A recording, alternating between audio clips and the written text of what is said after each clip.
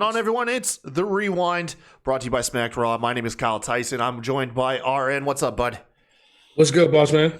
Oh, man, just trying to act like I totally didn't miss out on a lot of sleep because of Revolution last night. You got to watch it this morning. Did you finish the whole thing? Yeah, I finished everything. God dang, man. Good on you. I got up this morning, put it on at like 8:30. Nice. If this is your first time viewing the show, thank you for joining us. We like to go ahead on the Rewind, recap kind of the latest stuff that's happening inside and outside the ring in professional wrestling. Obviously, tonight might be a little AEW Revolution heavy because that just took place last night. On tap, I also got a couple things. We'll touch on Ricochet winning the IC title. Oh, Trevor. Go Trevor, that's right. Tony Khan buys Ring of Honor. Vince McMahon appeared on the Pat McAfee show. Apparently, Bubba Ray is going to be on Smoking Skull Sessions. A lot of talking about other podcasts on here. Right.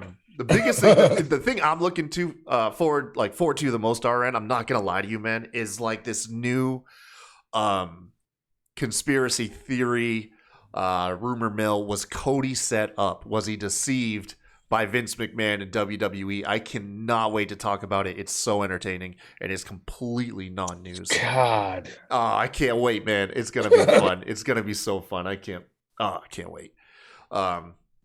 You guys can always catch us live. Usually Sunday evenings, 9 p.m. Twitch.tv/SmackedRaw. That's where we'll live stream. Obviously, we're doing it on Monday this morning because we had about 5 hours of AEW Revolution to get through last night. So... but yeah, if you ever miss a live stream, you can catch us, all the recaps and all the videos, on youtube.com/SmackedRaw podcast. And then, pretty much anywhere the audio podcasts are played at. RN, man, what were your overall thoughts? I thought it was a great pay-per-view. Swerve being signed and brought out put a cherry on top for me, but no, overall, I mean, I don't think it was a terrible match on the card. I mean, it was maybe not as maybe a couple of them wasn't as fire as we thought they would be, but I don't think it was anything terrible at all. Yeah, it seemed like it was pretty consistent, from start to finish. And what'd you think of how the crowd reacted to Swerve? I thought they were actually pretty quiet. I didn't think so. You didn't think so? Depending on where he's from, and then everybody kept saying whose house before he said it. I thought he got just about what I thought he would. Like, I didn't think it'd be like the place would fucking explode. But okay. But for who he is and where he's been, like I thought it was a pretty decent pop for real. Yeah, no, me too. I was wondering it because you guys know with me, I just recently hopped on the NXT train. Outside of watching all the black and gold takeovers, I haven't watched NXT regularly essentially till 2.0. Like, this is kind of literally. Like this is where my NXT weekly viewing history starts, is with 2.0. So yeah, I know of Swerve and I know of Hit Row and I've seen a couple of his matches, but I haven't been a huge follower of his. So I was wondering if that was like on par for what we expected. Yeah, for me at least, you know what I'm saying? Like I said, they didn't spend enough time in the main roster for like mainstream fans to like latch on to him, you know what I'm saying? But anybody that's deep into the indie scene and shit, like, you know who Shane Strickland is. Like, yeah. So it was about what I thought it was. And like I said, even them remembering whose house shit, you know what I'm saying? Like that surprised me more than anything. So like it was about right where I thought it was. Dude, you know what's funny? It actually might, now that where we are at this current moment, it might be a blessing he got let go of main roster as quickly as he did with Hit Row. Because we saw what they were doing with him, and they were referencing like fucking Wayne's World in backstage segments, you know, making them with three black dudes under 30. Yeah. Get the fuck out of here. So it actually might be a blessing he was let go so quickly, because they could still be there, just having all their credibility washed away. And the thing that's killing me is as much shit as I give them about like not knowing how to book like young people of color, like I gotta give them credit, but fucking Vince and old Kentucky Bruce, they're doing a hell of a fucking job with Carmelo and them. Like they're doing better with Carmelo and them than what happened with Swerve and them when they made it to the main roster. So I don't know what clicked for them or what finally they were like, listen, we need to stop trying to tell young black dudes how to talk. Let's hear what they have to say and then mold it or give them what we want them to say in their way. Because you Carmelo. Yeah. Motherfucker, I thought you said Carmella. I was no. like, what the hell is he talking about? What the fuck? Carmelo? No. Carmelo, bro. Even though, I mean, Carmella is pretty much black now, too. I mean, I think she's pretty much crossed over to person of color with those tans. Oh, man. So they won you over, huh? Yeah. They won you over. That's good, man. That's good. Oh man, no. So Revolution, I got to say, it was a fun show. I think you kind of hit the nail on the head. I don't think there was. I know Bama. We already got to see a little bit from him behind the scenes. He said he was essentially CM Punk and MJF lived up to his expectations. He said he was a huge fan of that match. I liked that match. I don't think any match like jaw dropped me. The biggest jaw dropping moment I had, I'm not gonna lie, was I was smitten. I was blown back, man, by Jade Cargill's fucking Mortal Kombat Jade outfit when I first saw it. Because I was set up by the guy playing the guitar, right? Mm-hmm. Got really into that music, and then when she came out, I reacted too strong because my wife was sitting next to me. And I instantly got scared. Damn, man. No, it's like badass. She's a fucking star, yo. Like, I don't give a fuck. I know I'm the in-ring guy, and like that's what I always look at work rate, and I get shit on people. Like, I don't give a fuck. Like, she doesn't need to. If she stays at this point, where she is right now in the ring now, it doesn't fucking matter. She, like she said, she looks like money. She smells like money. She sounds like money. Like, they have a bona fide fucking star on their hands. She could spend the next 6 months to year just tuning up the level of match that she had. Just perfecting that, not even needing to innovate too crazy beyond the match that she had last night. And you're right, her stage presence and delivery will help cover for just the lack of the moveset. And then she could just get really good and also, at a limited And also moveset. Her having the secondary title gives you room for that too, because she can have more matches than she would if she was the world champ. You know what I'm saying? Exactly.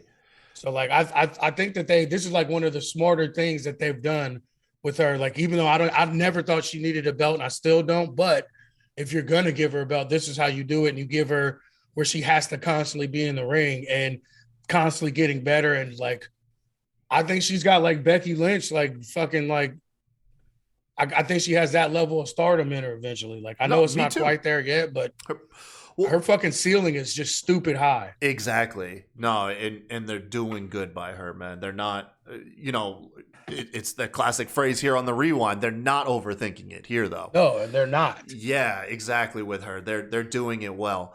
Bama says that she should be treated like an attraction, and he compares to Andre the Giant. And I don't believe that's not the case anymore for wrestling in this day and time. Yeah, like, I know Bama is who he is, and most of the time, me and him agree on fucking everything because we are, despite how different we are, like our wrestling tastes and everything are always aligned. But yeah, I don't agree with him on this. Like, I don't think you can't have that type of attraction anymore with this day and age with people in wrestling. Like, that you have to be able to be more than just a person to come out, do 3 moves, and fucking go. Because we saw that with Cena, we saw that with Roman back in the day. Like, that doesn't work anymore. You get booed and they say you're fucking shoving them down our throats and blah, blah, blah, blah, blah. You have to be 3-dimensional now to be an actual star. Like, like I said, I normally agree with Bama, but that attraction shit's it's not that anymore. And don't get it wrong. Anymore. We don't mean this girl needs to come out and become a technical master like Daniel Bryan. No, absolutely not. It just speaks to what I said. The match that she had last night, that's a good move set. Like the stuff that she was going through. If she could tighten that move set up, couple kicks, couple punches, a different type of slam or some shit, maybe something off the top rope, like a different keep suplex building every now and then. Yeah, right. Just keep building and building and building. Like I said, I'm not saying same thing. I'm not saying she has to be fucking Daniel Bryan, but if she could be maybe Moxley, you know what I'm saying, like something like that. You know what I'm saying? Maybe not even that far really either, but because Moxley's pretty much just a brawler, but he is a good wrestler. You know what I'm saying? Like, so like, Yeah, I don't think the attraction once in a while, two moves come in, you know what I'm saying? Like overhand chop, big boots, choke slam. Like I don't think people want that shit anymore. You And know what I'm saying? I think a part of her appeal, I don't think it's as big of a part of as all her other strengths, but I think a part of her appeal with the fans too is the fact that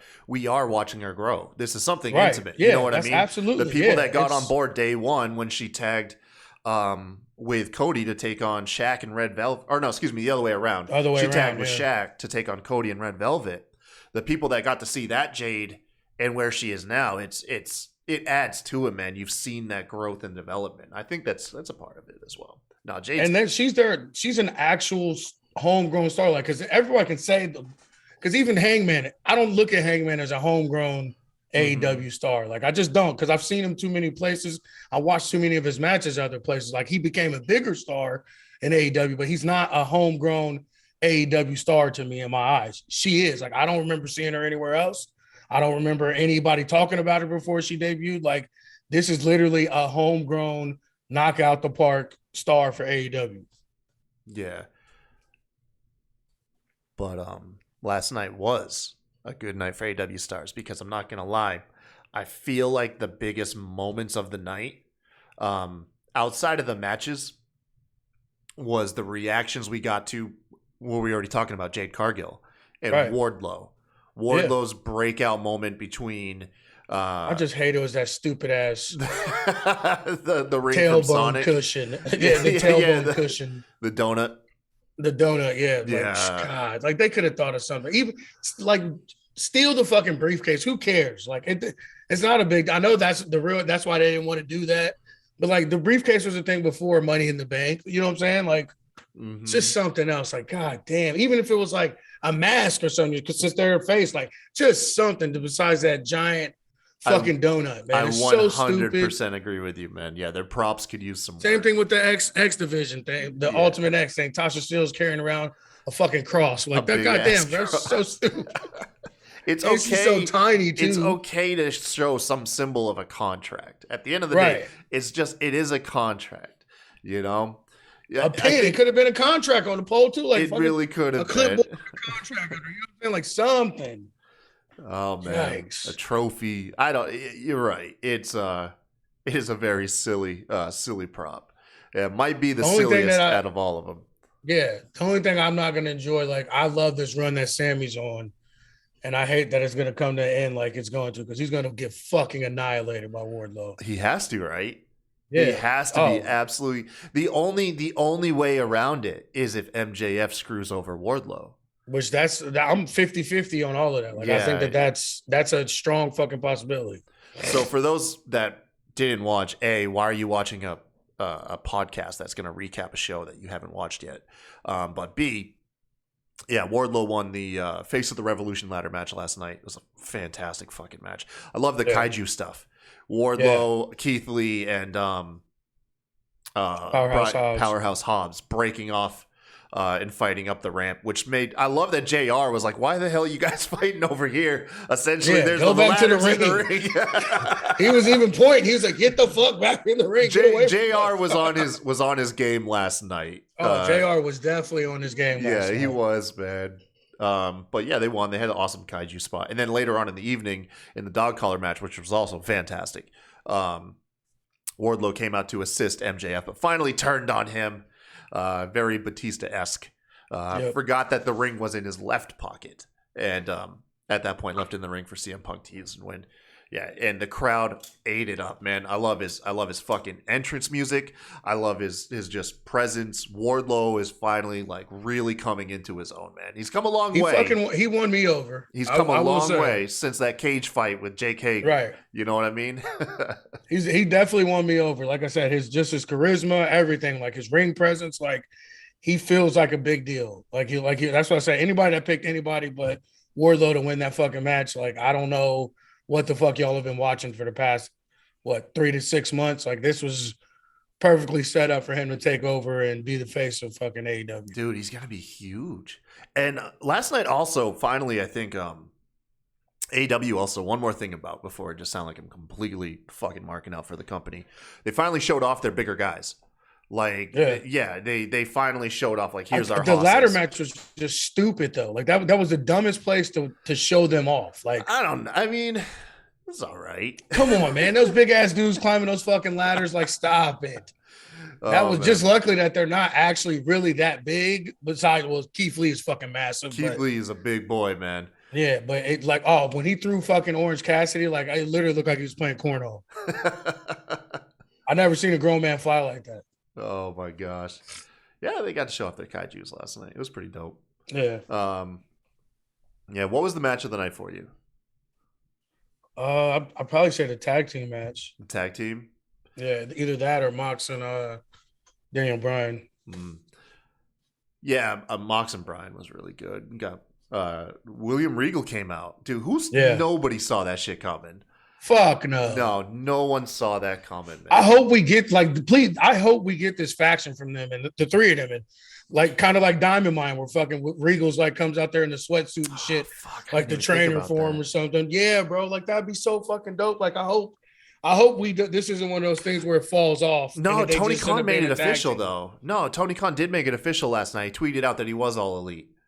No, I know that, but I'm saying like with them getting the young guys and shit and everything, and like bringing people in, like I hope that comes to fruition. It doesn't just end up being them being a fucking tag team managed by Regal. You know what I'm saying? Like I hope they turn into an actual faction. Like I said, like Diamond Mine, like where you got the technical guy and the best brawler in the fucking company, both coaching these guys up to be complete wrestlers. You know what I'm saying? I'm really more like Catchpoint and Evolve more than anything, because I think that's kind of like what it feels like. But like I hope that really actually happens and it's not just how long's left on Drew Gulak's contract?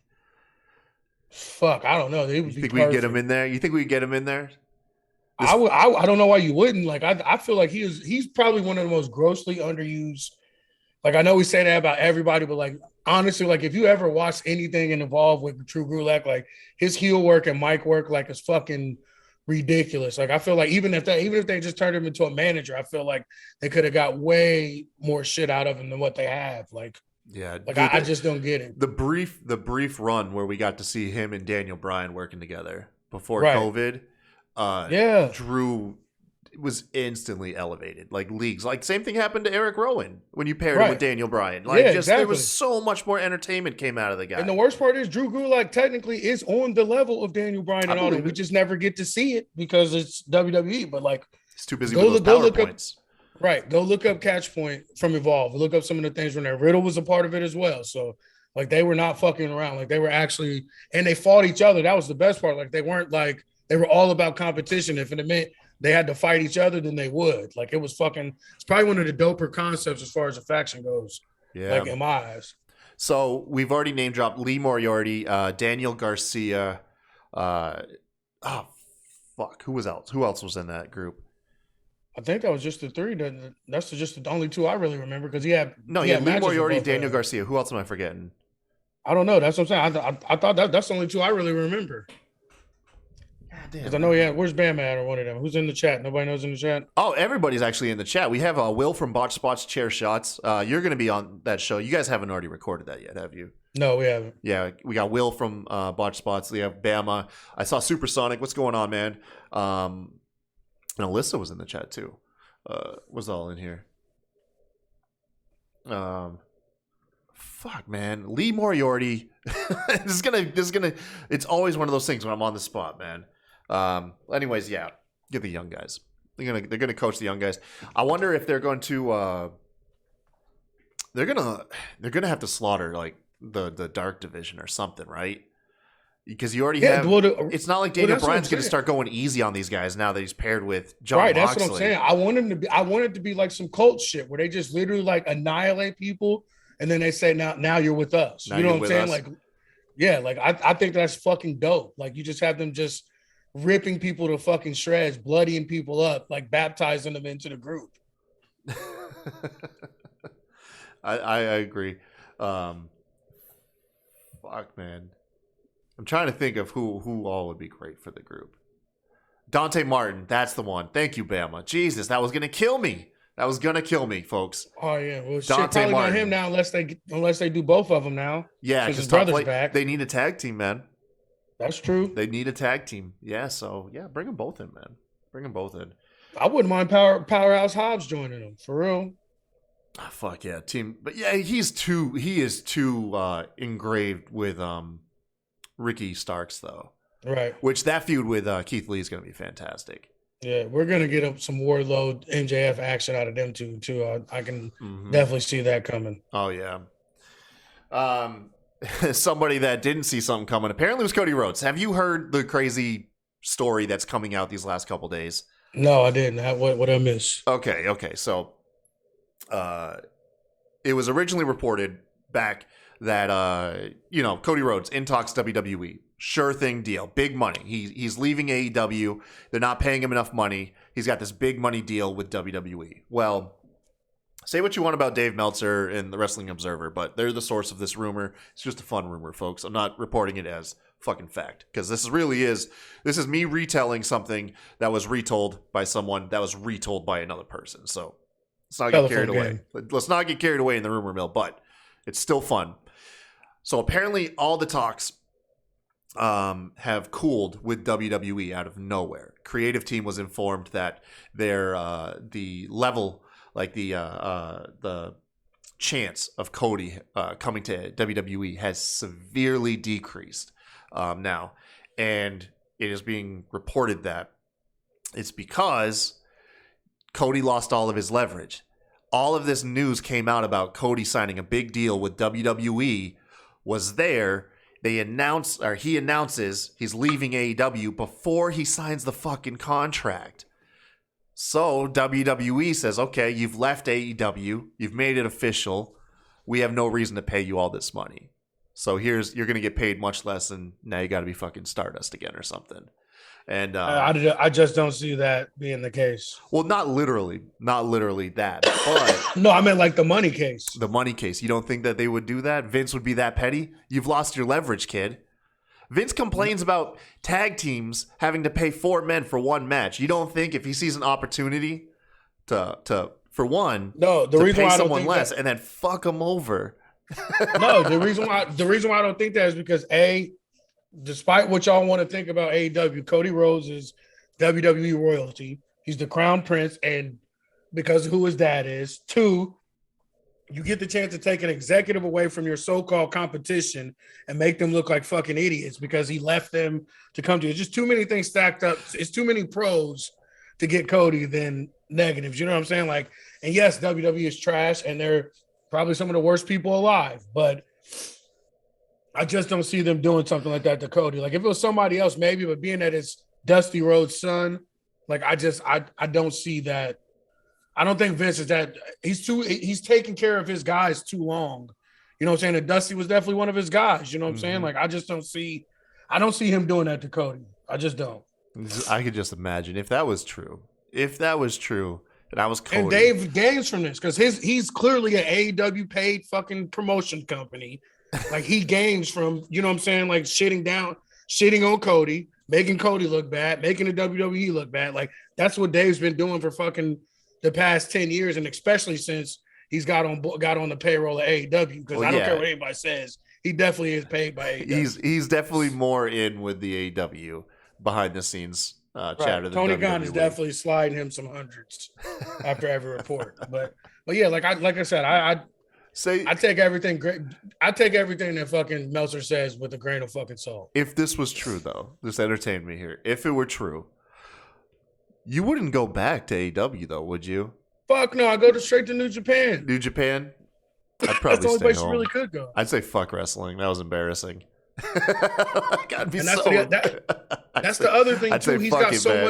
He's got so much other shit going on. Like he's still gonna be on the big show. So like you'll have one of your main guys on another network's show that has your enemy on their network as well. Like I said, it's too much shit going on with Cody for them to be that petty and do some show. I just like I said, if it wasn't Cody Rhodes and like literally he is royalty to them, like his dad was. I just don't see Vince being not saying that Vince can't be and isn't that petty. I just don't see him doing that to Cody. I just don't. Yeah, no, I agree, and I am also of the belief that WWE is going to intentionally feed like dirt sheet people like bad Right. info between now Yes. and WrestleMania just to just to get just so themselves- much just discredit out themselves. there to not Yes, ruin exactly. their show. So when it happens, and just think a little about the shit too with Logan Paul's ass. Like everyone in their fucking mama just knew that was gonna be Cody because all the hints fucking Miz was dropping, all the stuff. You know what I'm saying? Like, I never thought that was gonna be Cody. I'm not gonna. I never lie thought to it you. was no, either. Not Cody's that, first not in thing that back type of would match. not be Yeah. teaming with the Miz. No, that's what I'm saying. But just them even acknowledging it and saying though, Right. Yeah, they want to like, just get those rumor mills going anyways. Just kind of like what I'm doing here. They want me doing this shit to throw the scent off. Yeah, no, I got you, man. I'm completely of that belief too. I just thought I thought it was a really hilarious thing to think about. Just because I was like, fucking Dave. Like he go like some of the shit that he reports, like, bro, like just because somebody told you it that works at WWE does not necessarily mean it's right. Yeah. No, I got you, man. I wonder if they be like in a room laughing when Dave reports shit. Oh, you know it, man. You fucking I can't know believe this it, fucking man. idiot post. And then Dave always pretends like he never says this shit, goes back and scrubs his fucking his audio saying the dumb shit that he says. Like, it's bro, clicks, like, man. It's clicks, Yeah. you know, regardless. That's why I can't take anything he says seriously. Yeah. What'd you think of this week? They got some of the people that the fans have been clamoring for in WWE. Let's compliment WWE here. They put their mid card titles on Ricochet and Finn Balor, man.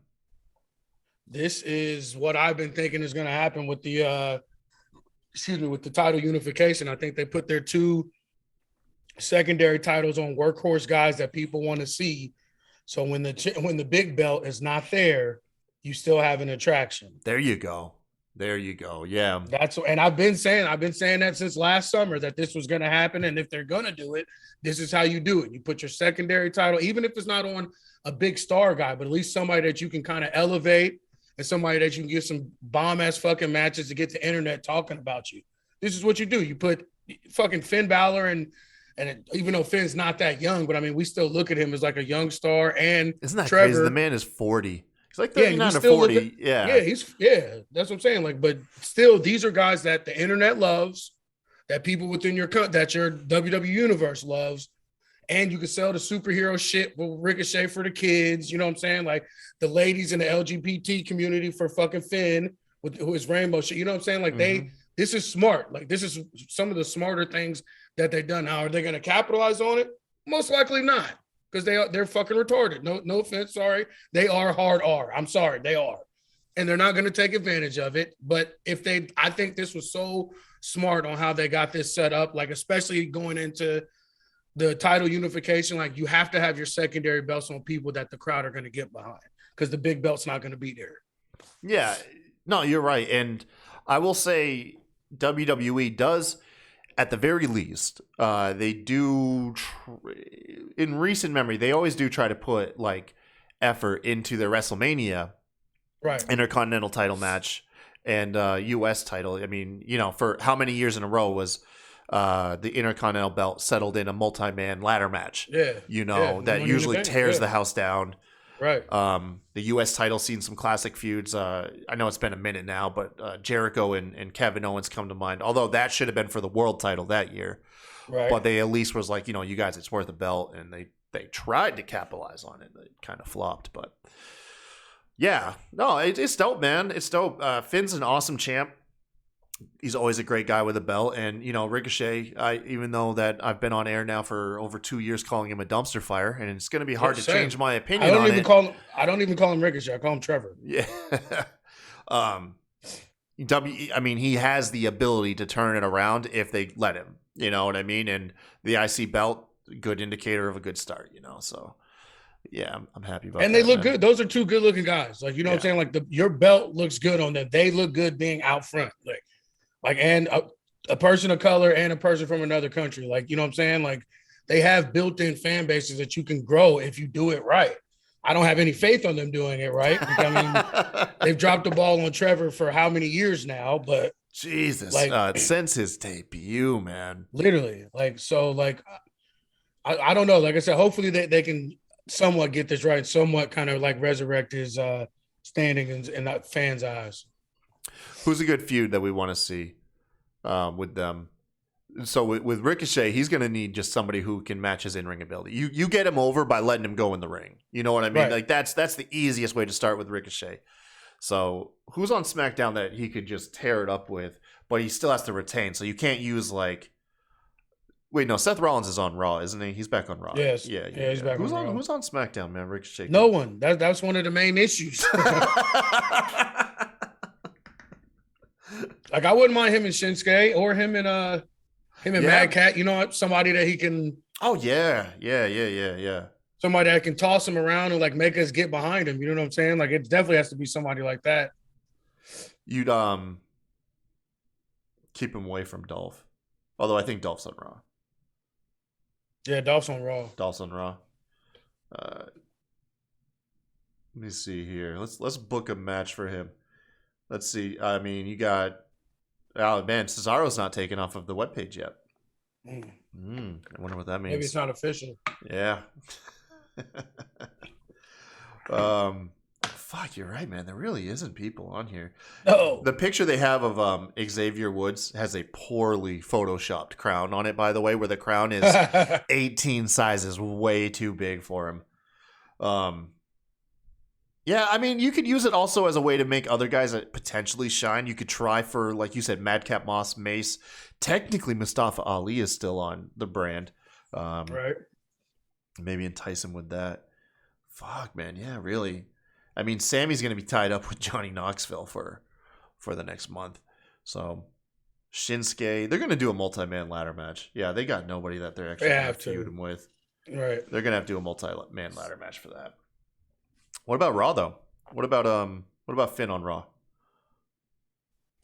Everybody. Shit. Everybody can get it. Everybody. Yeah, AJ, Tozawa, Crew. I know Tozawa ain't going to be shit. I love him in the ring when they actually let the man go. His senton is fucking insane. Yeah, man, you got Lashley in here, Cedric Alexander, Chad Gable. Oh man, yeah, you do. You got a ton of workhorses over here on Raw. Riddle, yeah, Randy, like there's all types because it's Kevin all Owens. 90%. Kevin Owens, they're all tag teams, but I mean you can still get matches out of them singly. Yeah. Oh yeah. And you never know what. I wouldn't mind seeing him and anyways. Montez Ford, like a little preview of when they finally break them up. Oh fuck yeah, dude. Ford is making me a believer more and more that he could be like the face of the company. Like, yes, absolutely. Yeah. He's the female Bianca. He just hasn't been able to be put in a position. I mean, the male Bianca. Yeah, man. He's got too much charisma first of all, he's big too. He's not really like tiny and small. Like he's actually a big guy. He's just kind of slighter in frame. He's got charisma. He does all the crazy high flying moves. Like there's a reason why they were like the hosts of WrestleMania, all that shit. Like Vince clearly likes them and what they do. Like, and that's especially them being a black tag team. Like that always scares me because like I'm waiting on them to put them in some like do rags and baggy shorts eventually. But it probably would have happened by now. That's my point too. Like they actually take them somewhat serious, and you can tell that they are looked at a higher regard than some of the other tag teams. Like because they never go away, even though they never have the belts or never really in no real storylines. They're still always up front. They always get their own segment on Raw all the fucking time. Like you don't just do that for people that you don't believe in. You know what I'm saying? Or don't think are in your future plans eventually. You know what I'm saying? Think Angela's on borrowed time? No, honestly, I think he'd be all right too. Like once they go back heel and then come back to being baby, I think that both of them have a good shot. Honestly, win me over here. Try to win me over here because off the top of my head, now granted, I'm doing like almost no thought into this. You might win this easily. Even if both tag team members are talented, in my mind, WWE is only going to still push one. Yeah. To their extent. So think of this. Montez Ford, this is the one we're talking about. I'm saying Angelo maybe stays on the roster, maybe is cut like Tucker. But think about it. Edge and Christian. Edge goes on to become crazy, crazy popular. Christian gets a pity win, like a pity title reign after Edge retires, you know. Heavy Machinery, Otis. Otis is doing his thing. He's doing his thing. Tucker's gone months after. Like the Hardy Boys, Jeff became world champion. Matt Hardy never really was elevated even to the same height that the tag team was at. You know what I mean? Right.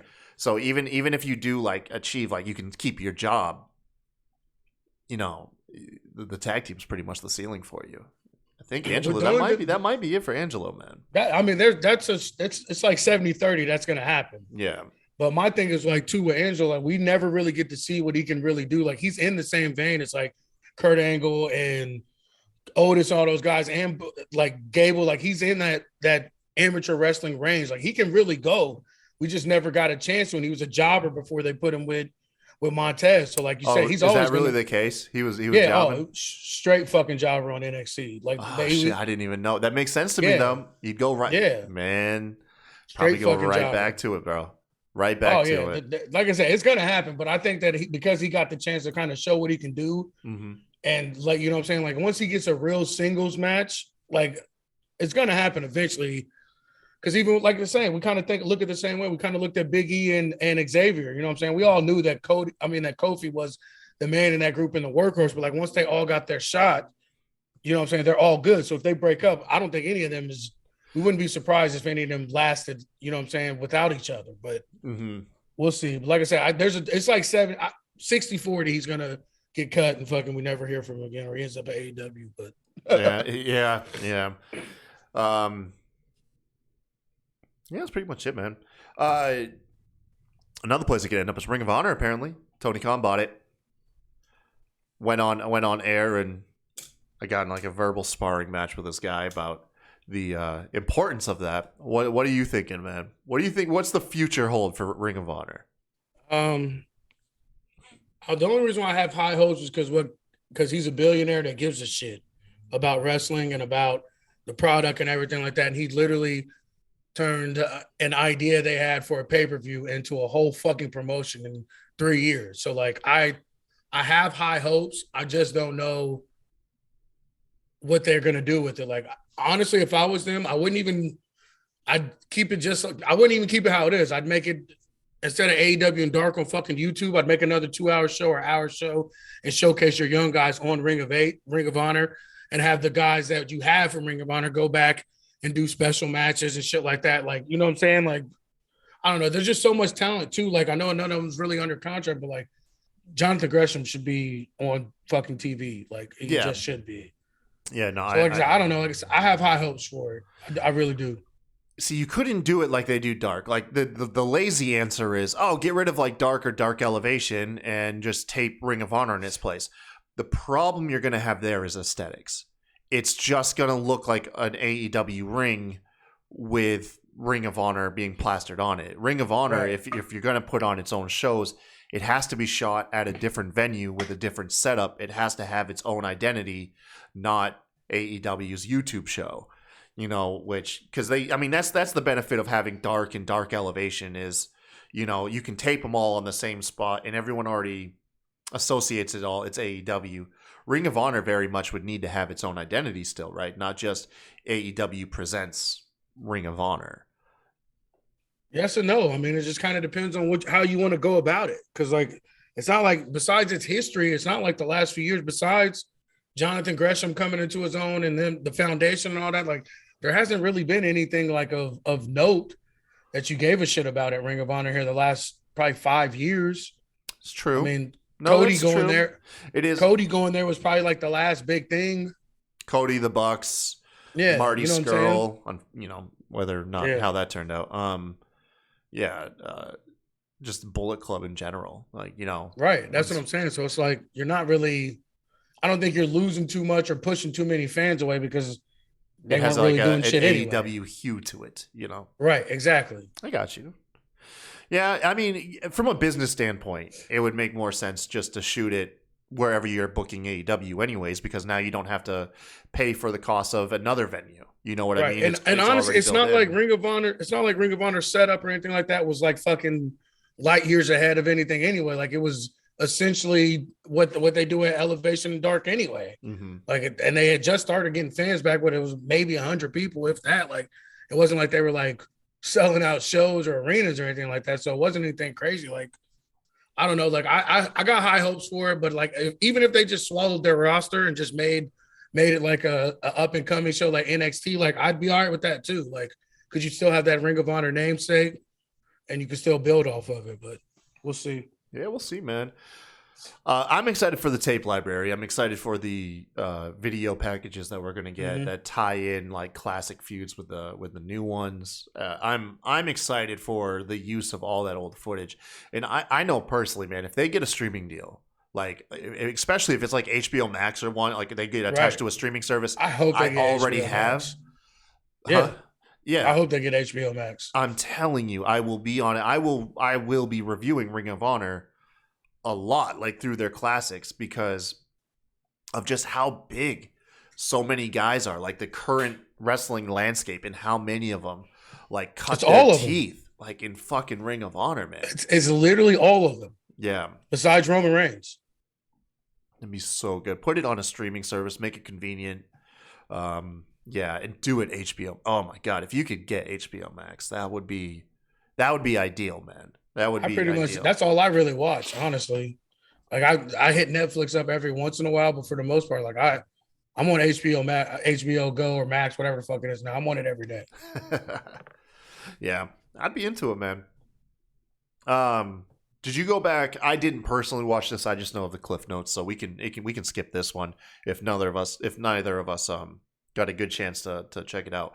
Vince McMahon was on the Pat McAfee show. Yeah, I did watch it. I watched it the day after. The only thing that I recall from it that was like the biggest thing to me was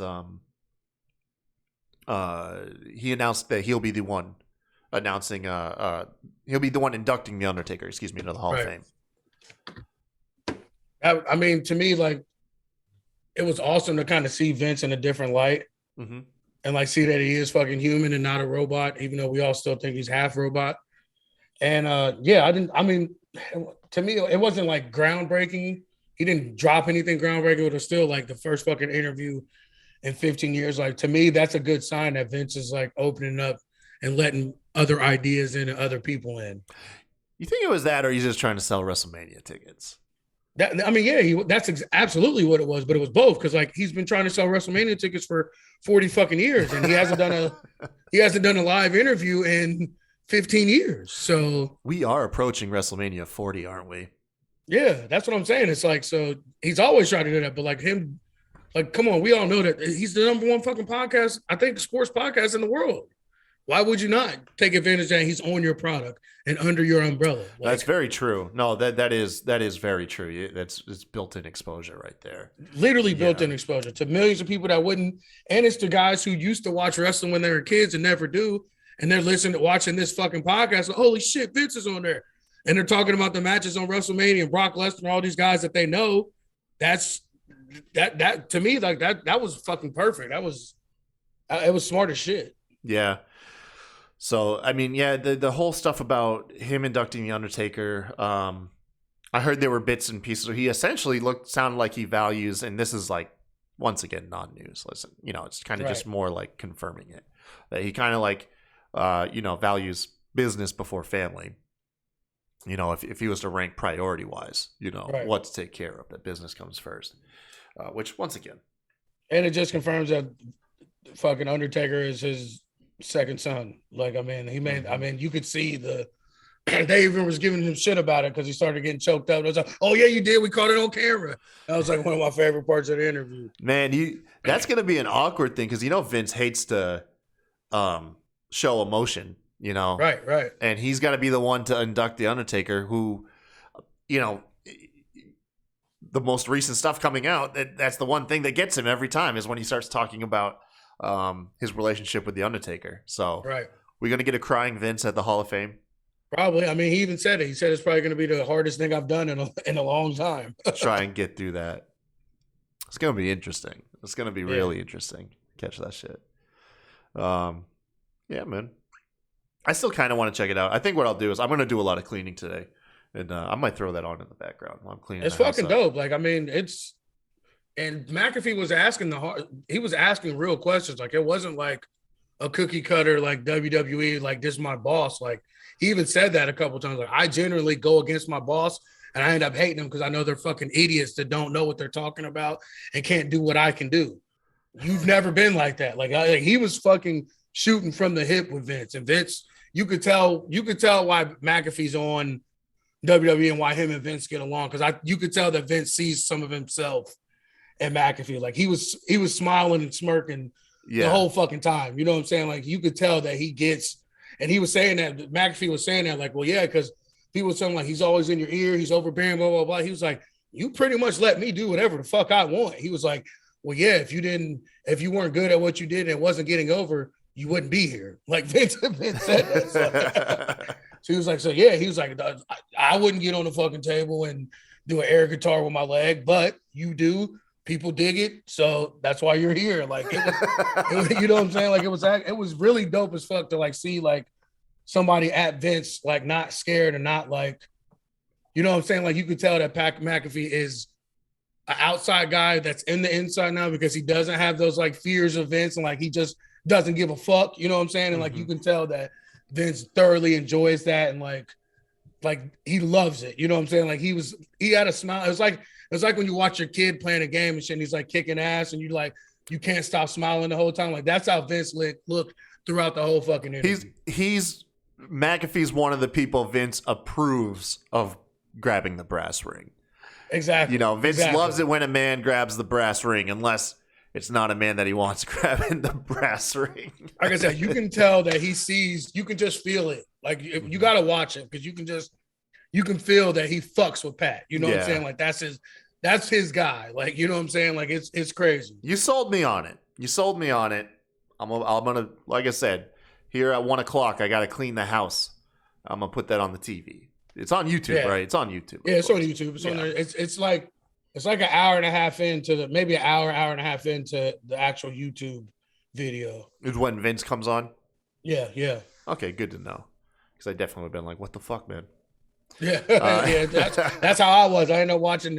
I mean, but I'm into football and shit anyway, so it didn't bother me. But they had a couple football coaches on because they're in Indy where the fucking combine is, so they were interviewing like coaches and football people and shit. So yeah, you got to go through. It's like an hour into the show when Vince comes. All right, I got you. Sweet deal, man. Sweet deal. Anything? You expecting anything from Bubba Ray on Smoke and Skull? Where's your excitement level on this one at? I'm only excited because he's kind of an outsider now. Yeah. Like, so I'm definitely, I want to see the questions that Stone Cold's going to say. I want to see what does Bubba say? You know what I'm saying? Because I don't want to say he shits on the product, but he's definitely a strong criticizer of it. So yeah. The and fact that he's even on it. And by all reports, he's kind of an asshole. Yeah. You know, but again, that's Vince's type of guys. You know what I'm saying? Like Jericho, all these people that people say are assholes, those are all Vince's type of guys and guys that have done well under Vince. You know what I'm saying? And that's how you know they're his type of guys. Because they've done well in the company. It's hilarious how like it's very picky and choosy of who's complicated, who's grabbing the brass ring. Because these are things that are notorious that Vince likes. But then once again, you could just be the wrong person doing that. You could be the wrong person grabbing the brass ring. Like, perfect example, Miro. You know what I mean? The man was getting himself over, was winning that crowd over. He was doing his thing, and he was just the wrong person to do it. You know, the most perfect example really is New Day. Honestly, New Day, true, yeah. To me, that's the epitome of it because they were young, they were black, they were all grossly misused, and finally they were like, fuck all that, we're doing this, and they did it and it got over. It's like, you know what I'm saying, look how the longevity they've had. You know what I'm saying? Like, I think they are the best example of it. I think they're the longest. Like I want to say, do you think they're the longest running like stable without breaking up? Or I think it has to be them. Now they did officially break up, I guess. What was it, like a year or so ago when they broke up? I don't really think that was a breakup, though. Like, I think it's because they were still there, and every time something happened, they were all back together. Like, it's weird. We're clutching at strings because you know that they refuse to acknowledge Kofi and Big E as New Day. Now, if you listen to it, they do, like, commentators do not announce them as New Day anymore. They're Kofi and Big E. They are not New Day until maybe they're saving that till Xavier gets back in the group. Yeah. It's gonna be they're weird all still because it'll on be like SmackDown now. this will be like the third or second time that they've been reunited since initially breaking up, and it's just like No, but that other one, it didn't really happen. Remember, they got we thought drafted it was to gonna Raw, and 2 weeks later, Big E was off that's to what I'm saying. SmackDown. Like, so yeah, well, no, that has to be them for sure. Yeah, who knows, man? Who knows? All right, man. I think that's our show. Yeah, that'll work. That'll work. Sweet deal. Thank you guys for watching. Don't forget, hit the like button, comment, subscribe, all of that online stuff that YouTubers and podcasters ask you to do. We should be back next Sunday, though, right? Yeah, I don't think anything's actually. I don't know if I will be. I'll go on vacation. Remember, I start my vacation Saturday. God damn it, RN. Yeah, It's all right. I'll be back Sunday. Whatever. I'll find a guy to replace you for a night. You enjoy your vacation. Yeah, tune in Sunday live 9 p.m. Eastern time. Twitch.tv/SmackRaw. I'll make something out of this damn show. Coming up, you got that show tomorrow. I found out with Bosch Spots with Will. Yep. And that'll be the then debut. I got one Thursday too. Yeah, but that'll be the debut episode. That won't be live. That'll go up after like a day or so. But that'll be the debut of Botch Spots and Chair Shots, right here on the SmackDown platform. Yeah, I can't wait, man. I can't wait. It's so hell dope. Yeah. And then, but yeah. Until next time, you guys. Y'all have a good one. Have a good one, y'all. Oh fuck! I forgot to update the damn Sunday Night Heat. Oh, it was the William Regal one too. Shit.